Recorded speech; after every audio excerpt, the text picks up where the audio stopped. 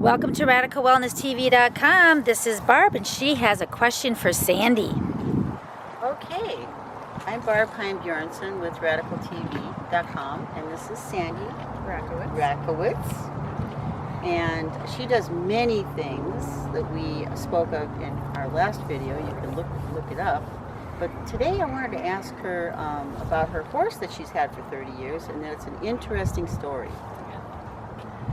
So I found this horse when I was living in Vermont at a dealer in New Hampshire, and I was looking for a school horse. Somebody was teaching horseback riding at the time and training horses, and I was just looking for a horse that would be really appropriate for teaching people about riding. And little did I know that this little horse off the track, who had been racing for 3 years, he was a 5-year-old at the time, was we were going to have this very lengthy, long, 30-year teaching relationship. He's, of course, incredibly dear to my heart. But we had some difficult times initially. So I had been teaching him training horses for a very long time at that point. I was in my late 20s and been teaching riding since I was formally and professionally since I had been 18. And everything that I knew at that point really wasn't working with this particular horse. What I mean by that is he would get very stuck. He would literally just stop and not want to move forward. He would be very, very fussy when I would be handling him, brushing him, and he wasn't quieting down. He wasn't kind of getting with what I call with the program of how I work. And I felt like we just kept missing each other. And I knew that this horse had some really wonderful qualities inside of him, and I just really couldn't reach it. And so I went to a centered riding clinic with its founder, Sally Swift, when I was living in Brattleboro, Vermont at the time. And somebody, which was wonderful and awesome, and I totally loved it, and that shifted my work with riders and with my own riding. And they suggested that I go find a Tellington T-Touch practitioner with horses, which I did. And that session of 2 hours that she spent with me totally changed my life, and with my horse, and for the work that I do with people and with and their horses, and now with dogs and cats and other animals, as well as with hands-on work with people and the business work that I do and all sorts of other things. It was really like one of those pivotal times of in my life.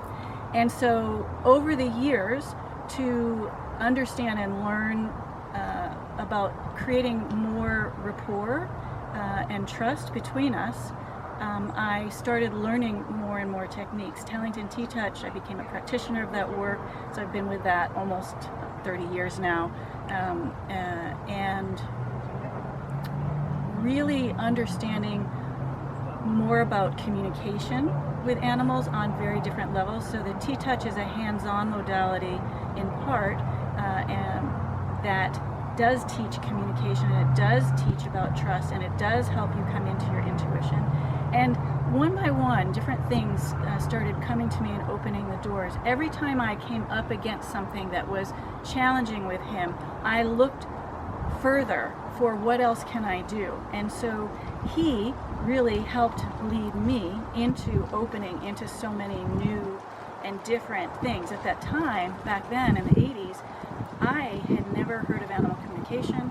I didn't know about energy healing. I was on the very beginning of my spiritual journey. I didn't know about connecting with guides. All of this was completely new to me, and so really he helped open my curiosity into so many different realms. And so when I realized what his name was, I saw a card. I was having trouble asking what was his name.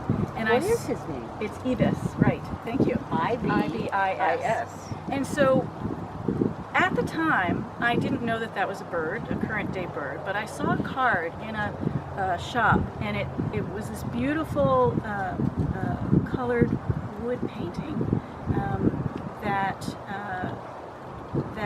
had two birds they have beautiful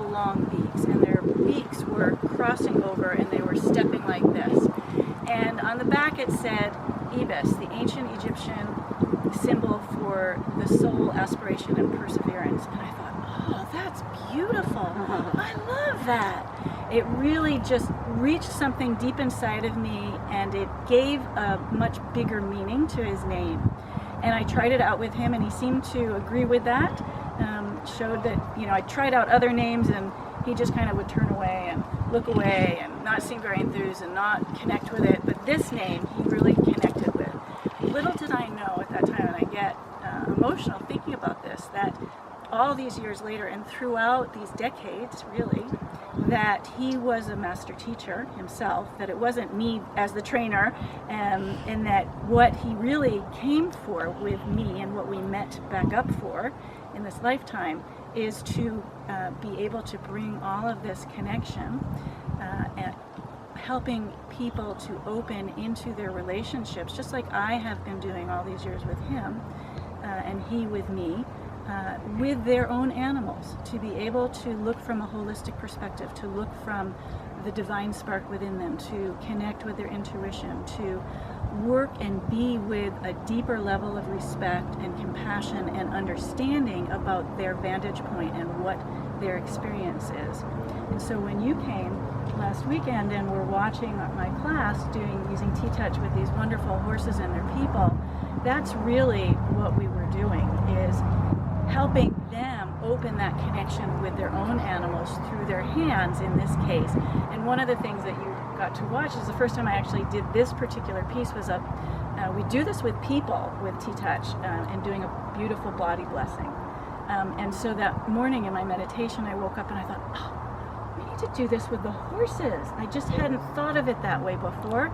And doing this beautiful connecting appreciation of, thank you for your beautiful mind. Thank you for your ears that hear so much. Thank you for your eyes. Thank you for this beautiful neck that can bend. And thank you for carrying me around on top of your back and learning together as a team and all of these beautiful things. And so they had this beautiful sense of appreciation. And I really am appreciative of my horse, of Ibis, who is about to turn 36, that we found each other in this lifetime, and that I was willing to keep opening, and that he kept with me because he would be like, this doesn't work for me. I remember coming back from the Barbara Brennan School of Healing in my first week of training, and I'd go to reach out to him and his ears would go back and look all grumpy, and I was like, what? And I was so frustrated and so upset that I couldn't just reach over to my own horse and do anything without him getting faces, right, and appearing. He's like Yoda. He is like Yoda. He's your Jedi master. He is. He's a master teacher for sure. And so what I got, and this was the beginning of my doing energy work with the animals, is that I had to come back. I had this intuitive sense that I didn't know what to do, and I just started practicing the skills that I was learning that week at school, and came into my dantian, into my center, went and grounded, and his ears came forward, and I started working with my chakras and just stopped paying attention to him and what he was doing and what wasn't happening between us. And lo and behold, his head came down and his eyes got softer and his ears came forward. And the moment that I went to move, and I, in reflection, realized now that I would come out of that connected state, he would be like this again. And as soon as I came back in, he'd be like, oh, that's better. And so that began my mindful practice of how it is that I'm around the animals, not just the animals, but around people. Right. And being able to keep finding my way back to this place. And so that's really the foundation for opening into so much of this work, was through him. Well, that's wonderful. I'm so happy to hear that story, because that gives me a real good idea of what you do and why you do it. Yeah. And thank you, Ibis. And thank you. Talking about showing and being a teacher. Yeah. Love life, and life will love you back. It's a good example. Bye-bye for now.